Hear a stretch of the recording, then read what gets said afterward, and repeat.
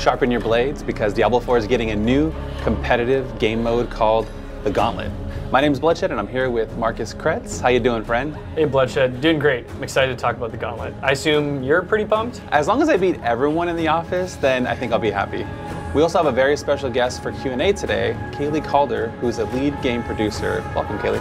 Hey, it's really great to be here with you guys, and I'm really excited to talk about the Gauntlet. Yeah, I was telling Marcus, I think it's cool that we have a developer deliver this information publicly.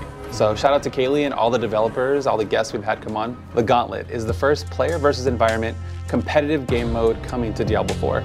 It's part of a larger framework called Trials that holds all this content together. Bonus points if you noticed the in-game tab already. The way it works is every seasonal week it's active. Players in World Tier 4 can compete in a static, non-linear dungeon. That basically means it's designed for you to take whatever pathway you see fit and see who can earn the highest score possible.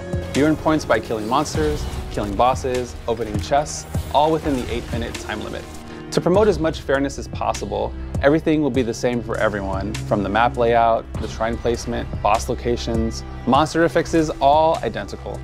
Take your character into battle, solo or with friends, tackle and master the Gauntlet with 16 different ladders, separated by class, group size, platform, and of course, hardcore and normal modes. Marcus is now going to take you through the overall design of the Gauntlet. Thanks, Ruben. So the Gauntlet is designed for mastery. Every week is like a new puzzle for you to figure out. You or your group can develop strategies specific to your build or playstyle. Since the dungeon is non-linear, you will need to decide the best route to take. You're also going to have to figure out the best time to loot chests or to pop pillars.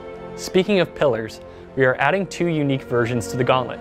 The first one we're adding is called the Pillar of Glory. This pillar gives you a score multiplier for the duration of the effect. It's best used when there's lots of monster density to gain the highest score possible, since monster kills grant points. I can definitely see players kiting enemies to these locations to maximize the effect, or pairing it with other pillars where possible. Secondly, we're adding a Pillar of Proving, which respawns all enemies in the area. This one is very fun, and hey, who doesn't love more monsters to kill? These kinds of tools in the Gauntlet allow for some creative ways to score points, which could be different from what other players are doing, helping to set yourself apart from the competition. And if that wasn't enough for you, in the Gauntlet, bosses spawn shrines when they die. We're now entering a Shrineception. You're going to need to bring a barb on your squad. If you get too deep in the Gauntlet, you might need a kick. All these additions really incentivize us to think strategically when approaching each weekly Gauntlet map. Bloodshed is now going to walk you through how the leaderboards work. Take it away.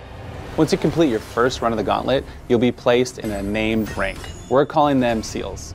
As you attain higher scores, you will gain better seals. Each will have predetermined score thresholds, so you could actually technically skip right to the final seal if you're a beast.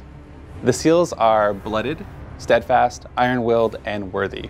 The top 1,000 players will be displayed on the leaderboard, and each Tuesday the leaderboard will reset, and depending on your named rank, you will earn an emblem and some loot caches. The gear level you receive scales depending on your seal rank, so worthy players should be getting 925 level items. These ranks will serve as a bearing for how well you're doing. Remember, the leaderboard only houses the top 1,000 players for that particular ladder, so climbing through the seals is a nice way to indicate where you are in your journey. In addition, the top 10 players each week for every ladder are going to be immortalized forever in the Hall of the Ancients. Yes, you'll be able to go back years later and show your children just how much of a badass you were. All right, Marcus, what questions do we have for Kaylee? So for Q&A, we try to think of questions the community might have, or sometimes we just want to see how developers approach certain mechanics. So Kaylee, shrines only spawn when a boss is killed, right? When you're exploring the Gauntlet, you're only going to come across pillars. So for the shrines that spawn when a boss is killed, do those change at all? So when you're killing one of the bosses in the Gauntlet, they are always going to drop the same shrine every single time. So you can kind of rely on that every time you run through the Gauntlet. And that shrine is going to be one of the ones you could run into in the world. So you're going to have some variety there too. I have a question. When people are placed on the leaderboard, can we see what build they're running at the time of completion? So you will get a shortcut to the player's profile, which will show you the build they currently have, but we do not have a snapshot of their winning build that they had at the time.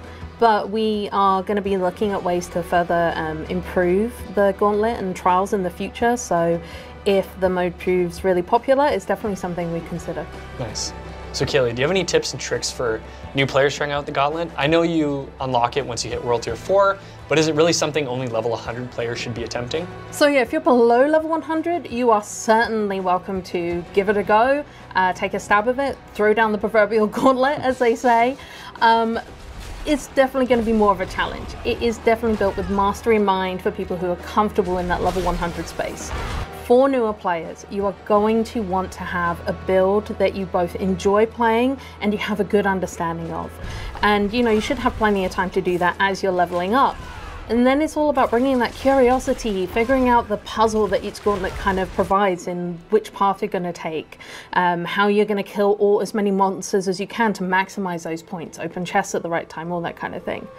I personally think it's going to be really fun to tackle this as a newer player with friends in a party. So you can help each other with your builds and figure out the best route together that's going to really help you hit those seals. And you never know, maybe you'll surprise yourself. I love it. To my knowledge, we can use consumables inside the Gauntlet, but can I just swap my skills around, swap my gear around when I'm inside? No, you're not going to be able to swap your gear or skills once you go in, so you're going to want to make sure you're fully prepared before you kind of enter. You can use consumables so you can kind of maximize your build on the fly as you're playing through. And again, this is one of those things that we'll look at making improvements to or changes to as the Gauntlet is live and everybody's enjoying it. I'm definitely ready for the Gauntlet, so big shout out to Kaylee for joining us and providing more perspective. Well, that seals it for today. See y'all in Sanctuary.